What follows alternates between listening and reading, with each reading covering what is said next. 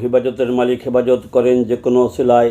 আমি জনতার নাম দেওয়া নৌকা কবির, গোপালগঞ্জের কবির হোসেন মুন্সি অসুস্থ শরীরে দুটো কথা বলে যায়। আমার কিছু বলা মনে হয় হয়ে গেছে নেশায় পরিণত।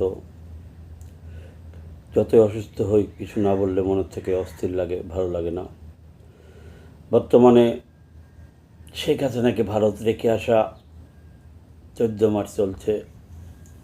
শেখ হাসিনার হাত সাজানো গোছানো বাংলাদেশ ভাঙ্গাদেশ বানানোর 14 মার্চ চলছে। এই 14 মাসে বহুত কথা কবিতা বলেছি, প্রায় 1200-র উপরে ফেসবুক ইউটিউবে দিয়েছি। তবে 14 মাসে একটা জিনিস আমার বিভিন্ন সারা বাংলাদেশে আমার সাথীরা আছে, আমার পরিচিত লোক আছে, খোঁজ দিয়ে যেটুকু জেনেছি,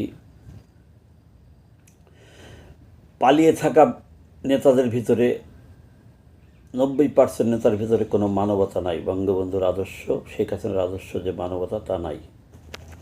তারা হচ্ছে ঘোড়ার ডিমের মতো, নামে আছে কামে নাই, খুঁজতে গেলে না পাই। আর বর্তমান যে সরকার, এই সরকার এখন চলছে রঙিন ফুলানি বেলুন আর দিল্লির লাড্ডুর মতো। যার ঘটে বুদ্ধি আছে বুঝে নেবেন, এর বেশি বলার ক্ষমতা বর্তমানে আমার নাই।